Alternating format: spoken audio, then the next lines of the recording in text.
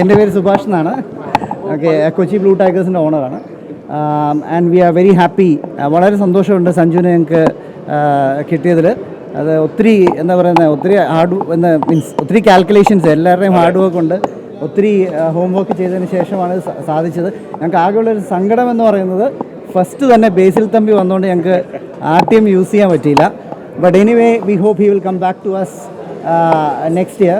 So he is a very good friend of mine, obviously, so we'll be looking forward him to joining back our team next season. But this season we will start building the team. So now we have a core team with Sanju, and next year we'll be keeping it and growing and making it the best team in the league. And hopefully, definitely our coach is going to do the job for that.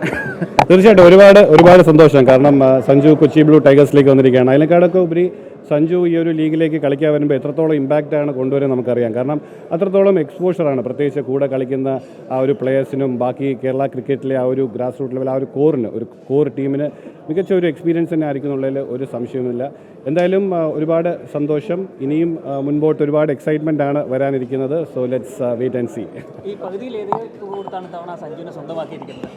തീർച്ചയായിട്ടും, കാരണം നമുക്കറിയാമല്ലോ അത്രത്തോളം ഒരു ഇമ്പാക്റ്റാണ് സഞ്ജു കൊണ്ടുവരുന്നത്. അത്രത്തോളം vast ആയിട്ടുള്ള ഒരു experience ആണ്. കാരണം നമ്മുടെ കേരളത്തിൽ നിന്ന് ഒരു ക്രിക്കറ്റർ ഒരു IPL ഫ്രാഞ്ചൈസി ക്യാപ്റ്റൻസി ചെയ്യുന്നു. കൂടാതെ ഇന്ത്യക്ക് വേണ്ടി ഒരുപാട് മികച്ച ഇന്നിങ്സുകൾ T20-യിലാണെങ്കിലും ഒക്കെ ഒരുപാട് ഇന്നിങ്സുകളാണ് മാച്ച് വിന്നിങ് കൊണ്ടുവന്നിരിക്കുന്നത്. അപ്പോൾ തീർച്ചയായിട്ടും അത്രത്തോളം ഒരു ഇമ്പാക്റ്റ് നമ്മൾ എപ്പോഴും സഞ്ജുവിൽ കാണാറുള്ളതാണ്. അത് ഓൺ ദ ഫീൽഡ് ആണെങ്കിലും ഏത് സമയത്താണെങ്കിലും ഓഫ് ദ ഫീൽഡ് ആണെങ്കിലും സഞ്ജുവിനെ ക്യാരി ചെയ്യുന്ന രീതി.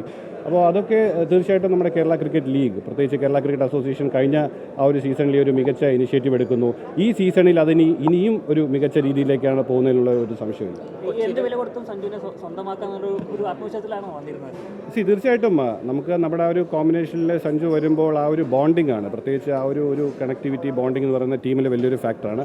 അപ്പോൾ ഉറപ്പായിട്ടും സഞ്ജു ടീമിലേക്ക് വരുമ്പോൾ അത് നല്ലൊരു മുതൽക്കൂട്ടാകുന്നുള്ളതിൽ നമുക്ക് നേരത്തെ തന്നെ ആ ഒരു പ്ലാൻ ഉണ്ടായിരുന്നു.